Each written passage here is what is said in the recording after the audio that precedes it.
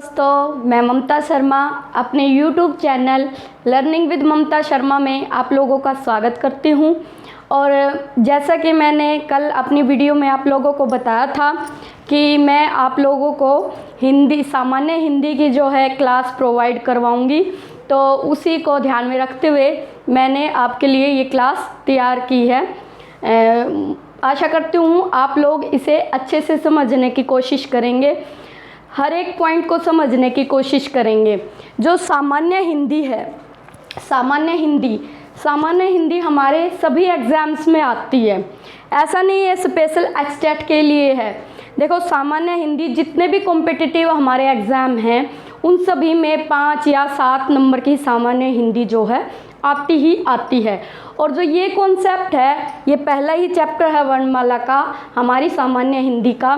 तो ये जो कॉन्सेप्ट है ना वर्णमाला वाला, तो ये मैं आप लोगों को कोशिश करूँगी कि रटने की ज़रूरत ना पड़े, आप इसको अच्छे से समझ पाओ। मैं एक एक पॉइंट जो है इसका आपको समझाऊंगी बहुत अच्छे से, और मुझे इतना तो कॉन्फिडेंस है कि आप लोग ये क्लास जो है लेने के बाद इस वीडियो को ज़रूर लाइक करेंगे, क्योंकि ये बहुत ही अच्छी वाली क्लास होने वाली है। ये जो क्लास है हमारे 3rd क्लास से लेकर 3rd स्टैंडर्ड से लेकर 12th तक कोई भी बच्चा इस क्लास को देख सकता है और समझ सकता है और पढ़ सकता है। और एग्ज़ाम जो हमारे होते हैं कॉम्पिटिटिव एग्ज़ाम जितने हैं उनमें तो आएगी एचटेट, सीटेट, अच्छा सीईटी, हरियाणा से रिलेटेड जितने भी हैं, एचएसएससी के कोई भी एग्ज़ाम्स हैं उन सब में ये आपको वीडियो जो है बहुत ही हेल्पफुल रहेगी। तो मैं शुरुआत करती हूँ आपकी सामान्य हिंदी। तो सामान्य हिंदी हमारी, इसमें पहला ही जो चैप्टर हमारा वर्णमाला का है। तो वर्णमाला जो है होती क्या है, ये आपको मैं इस जो क्लास में समझाऊंगी, बड़े अच्छे से समझाऊंगी और आप लोगों को बहुत ही अच्छे से समझ में आ जाएगा। देखिए, वर्ण क्या होता है। वर्ण को हम लिपि चिन्ह भी बोलते हैं, इसको हम ध्वनि भी बोलते हैं। ये सारी चीज़ें मैं बड़े अच्छे से आज आपको कंसेप्ट जो है क्लियर करवा दूंगी। देखिए, सबसे पहले क्या होती है भाषा। तो हिंदी क्या है, एक भाषा है हमारी। हिंदी हमारी राष्ट्रीय भाषा, आप लोग सब लोग जानते हैं। तो हिंदी भाषा जो है वो भाषा, सबसे पहले हम भाषा का अर्थ जानेंगे, भाषा होती क्या है। तो भाषा क्या होती है, भाषा वह साधन है जिसके द्वारा हम अपने मन के विचार दूसरों के सामने प्रकट करते हैं और दूसरों के जो विचार हैं वो हम समझते हैं। तो एक तरह से मैं बोल सकती हूँ विचारों का जो आदान प्रदान करने का जो साधन है उसे हम भाषा कहते हैं। ठीक है, भाषा हो गई। तो अब भाषा आदान प्रदान करने का साधन तो हो गई। अब हम भाषा को लिखित जो भाषा का जो लिखित रूप है ना, उसके लिए हमें किस चीज़ की ज़रूरत पड़ी, लिपि चिन्ह की ज़रूरत पड़ी। तो कोई भी भाषा है, देखिए विश्व में बहुत सारी भाषाएं हैं, तो कोई भी भाषा है उसको लिखने के लिए लिपि चिन्हों की जो है ज़रूरत पड़ती है। जैसे कि अब हमारी हिंदी की जो लिपि है वो देवनागरी लिपि है। तो इसी तरह अब देखो, हम हिंदी में तो कोई भी ध्वनि या वर्ण है उसको ऐसे लिख सकते हैं, लिख सकते हैं। तो ये हमारी क्या हो गई, देवनागरी लिपि हो गई। इसी तरह अगर मैं इंग्लिश की लिपि की बात करूं आपको, इंग्लिश के मतलब लिपि चिन्ह मतलब A, B, C, तो ये क्या, इसकी क्या लिपि है, इसकी लिपि है रोमन। तो इस तरह हर एक भाषा, जो जितनी भी इस पूरे विश्व में भाषाएं हैं, उनको लिखित रूप में लिखने के लिए लिपि चिन्हों की आवश्यकता पड़ती है। तो लिपि चिन्हों की आवश्यकता पड़ती है। तो हमारी जो हिंदी की लिपि है वो देवनागरी है और जो हमारी इंग्लिश की जो लिपि है वो रोमन है, तो उसको हम ऐसे लिखते हैं। तो इस प्रकार आप समझ ही गए होंगे कि लिपि चिन्ह क्या होते हैं। तो लिपि की भी परिभाषा होती है, तो लिखने की शैली। लिपि क्या हो गई हमारी, लिखने की शैली। तो इस प्रकार एक बार एग्ज़ाम में ना एक क्वेश्चन आया था। वो क्वेश्चन क्या था, लिपि चिन्हों के व्यवस्थित समूह को क्या कहते हैं। तो आपके पास ये 4 ऑप्शन है, नंबर 1 वर्ण, नंबर 2 शब्द, और नंबर 3 वर्णमाला, और नंबर 4 ध्वनि। तो यहाँ पे क्या आ गया, लिपि चिन्हों के व्यवस्थित समूह को क्या कहते हैं। तो आप लोग सोचो, देखो इसका क्या जवाब होगा, वर्ण होगा, शब्द होगा, या ध्वनि होगा, या वर्णमाला होगा। तो आप इस जो अगर जिसको भी आपको पता है इसका क्या उत्तर है तो वो कमेंट में लिख सकता है। अब मैं आपको यहाँ बता दूँ इसका उत्तर क्या है, इसका आंसर क्या है। इसका आंसर है भाई वर्णमाला। तो ये क्वेश्चन मैंने आपसे किया क्यों, क्योंकि पहले क्या होता था, लिपि चिन्ह की जगह क्या आ जाता था, वर्ण आ जाता था, कि वर्णों के व्यवस्थित समूह को क्या कहते हैं। तो हम क्या करते थे, वर्णमाला। तो अब क्या आ गया, लिपि चिन्हों के व्यवस्थित समूह को क्या कहते हैं, तो वर्णमाला। तो आप समझ गए होंगे कि वर्णमाला क्या होता है। तो इसको हम लिपि चिन्ह भी कह सकते हैं वर्णों को, और ध्वनि भी कह सकते हैं। अब ध्वनि और वर्ण में क्या डिफरेंस है ये आपको मैं बताऊंगी। ध्वनि को आप कहोगे कि मैम आप ध्वनि को ही लिपि चिन्ह कह रहे हो, इसी को वर्ण कह रहे हो। वर्ण की हम पहले क्या परिभाषा पढ़ते आए हैं कि वे छोटी से छोटी ध्वनि जिसके आगे टुकड़े ना हो सके, उसे हम वर्ण कहते हैं।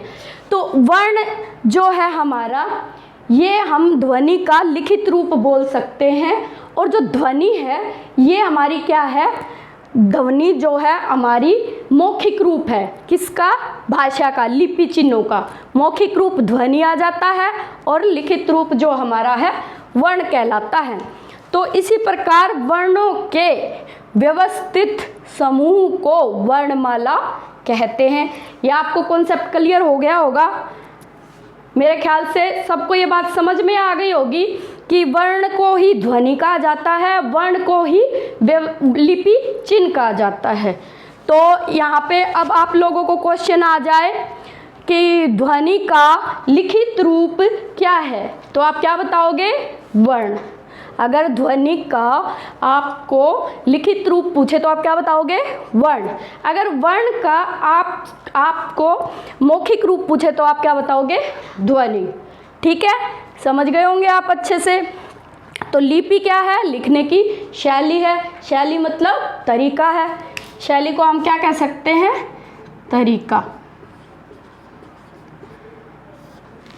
एक और बात मैं आप सभी से कहना चाहूँगी, अगर आपको हिंदी, सामान्य हिंदी समझनी है, देखो रट के तो कोई भी कर लेता है, आज से पहले आप करते ही आ रहे होंगे रट के, पर मैं आपको समझाने की कोशिश कर रही हूँ एक एक शब्द। तो आप एक कॉपी और पेन ले लीजिए, या तो इस पूरी चीज़ों को जो मैं पढ़ा रही हूँ आप राइट डाउन कर लीजिए अपनी कॉपी में, और जो भी आपको इम्पोर्टेंट लगे या वो कर लीजिए। अगर आपको कुछ लगे कि मैं आपको नया पढ़ा रही हूँ इसमें से, तो आप उसको राइट कर लेना। और अगर आपको अच्छे से कोई चीज़ समझ में ना आई हो तो कमेंट में ज़रूर लिखना, मैं आपको उसका भी सॉल्यूशन दूंगी। तो जो भाषा है, अब भाषा के बारे में मैंने आपको बता ही दिया था। भाषा के मुख्यतः कितने रूप होते हैं, 3 रूप होते हैं।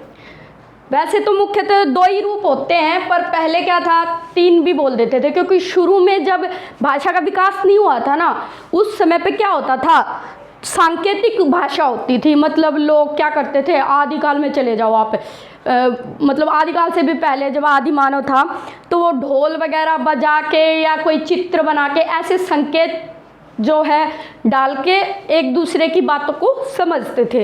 तो वो वहाँ से हमारी सांकेतिक भाषा थी। और मुख्य रूप से तो 2 ही होते हैं, लिखित और मौखिक। अब लिखित में मैंने आपको पहले ही बताया कि वर्ण आ जाता है, और भाषा का जो मौखिक रूप है वो ध्वनि है। तो अब हम आगे चलते हैं, वर्णों का वर्गीकरण। अब मैंने आपको बता दिया वर्ण क्या होता है, शायद आप समझ ही गए होंगे। वर्ण को हम लिपि चिन्ह भी कहते हैं, वर्ण को हम ध्वनि भी कहते हैं। वर्ण भाषा की सबसे छोटी इकाई होती है। यहाँ पे छोटी लिखना मैं भूल गई हूँ सॉरी। जो वर्ण जो होते हैं हमारे भाषा की सबसे छोटी इकाई क्या कहलाती है? वर्ण कहलाती है। ये मार्कर खराब हो गया है। तो भाषा की सबसे छोटी इकाई ध्वनि है, इस ध्वनि को ही वर्ण कहते हैं। ये बात आपको, ये कॉन्सेप्ट क्लियर हो गया? ठीक है, हम कहाँ थे? यहाँ पे थे। नेक्स्ट, वर्णों को दो भागों में बांटा गया है। ये तो सब लोग जानते हैं भाई, शुरू से ही पढ़ते आ रहे हैं। वर्णों को दो भागों में बांटा गया है। तो वर्णों को दो भागों में बांटा गया है, कौन कौन से? स्वर और व्यंजन। तो वर्णों को दो भागों में बांटा गया है, पहला है स्वर और दूसरा है व्यंजन। तो अब स्वर की परिभाषा आप यहाँ से देख लीजिए, स्वतंत्र रूप से बोले जाने वाले वर्ण।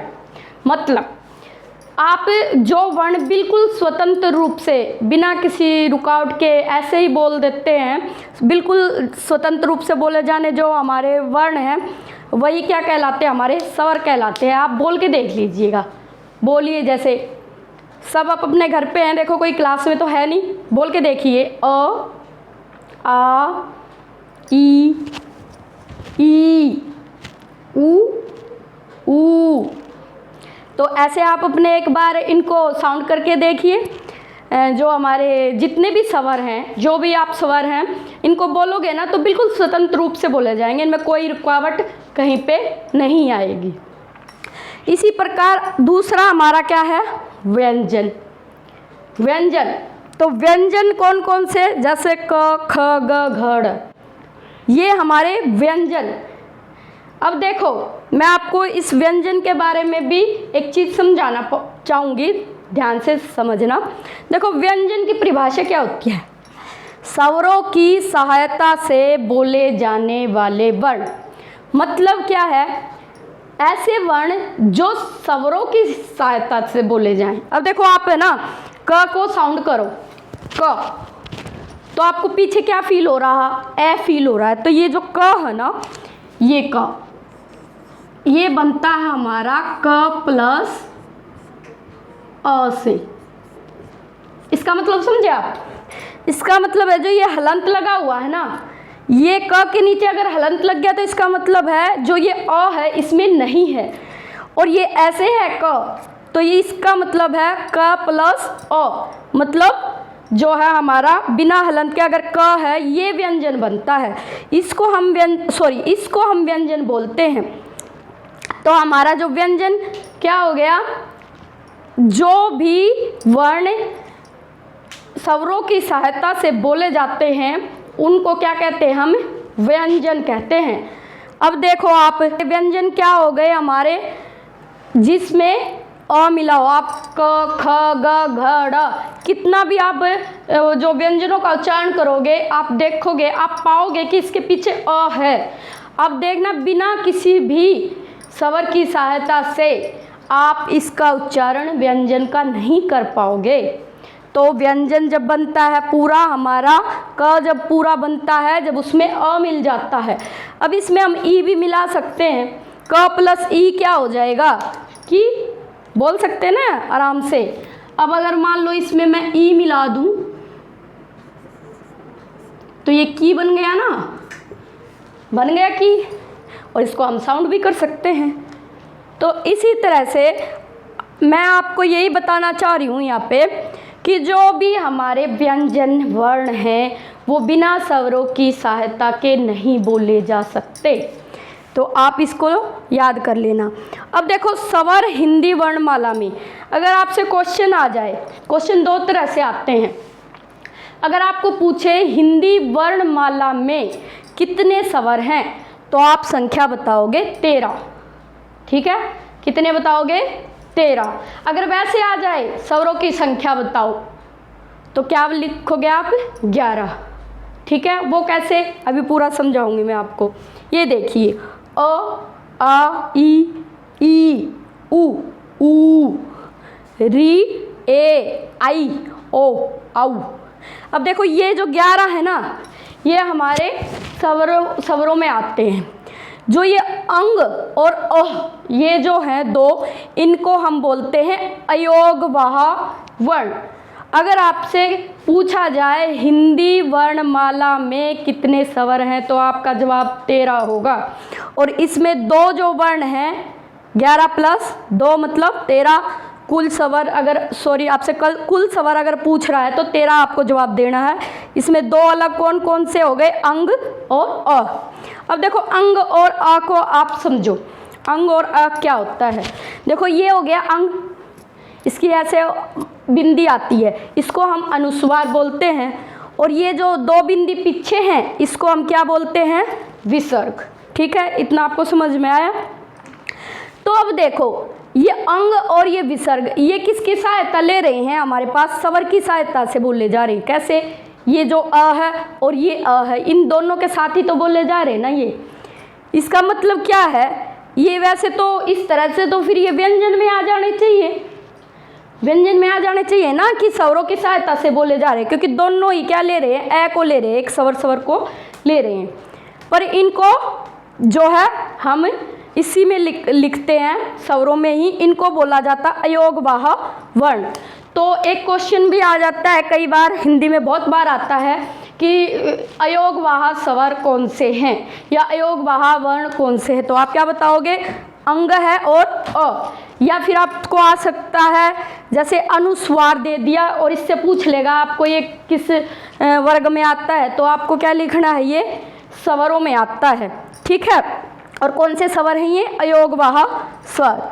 ठीक है, फिर अयोगवाह की आपको मैं पूरी डेफिनेशन बता देती हूँ, आप लिख लीजिएगा। अयोगवाह क्या होता है, देखो अयोग मतलब ए के योग से बना, वाह मतलब वहन करना। तो वे वर्ण जो ए के योग से बने हैं लेकिन व्यंजन के अर्थ को वहन करते हैं। मतलब व्यंजन के अर्थ को कैसे वहन करते हैं, देखो हमने व्यंजन की परिभाषा पढ़ी थी, जो वर्ण स्वर के साथ बोले जाएं, स्वरों की सहायता से बोले जाएं, उन्हें हम व्यंजन कहते हैं।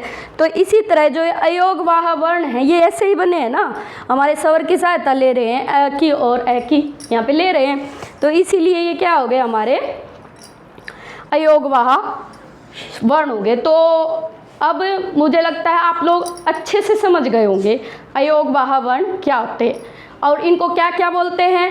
अंग को बोलते हैं अनुस्वार, और विसर्ग इसको अह को बोलते हैं विसर्ग।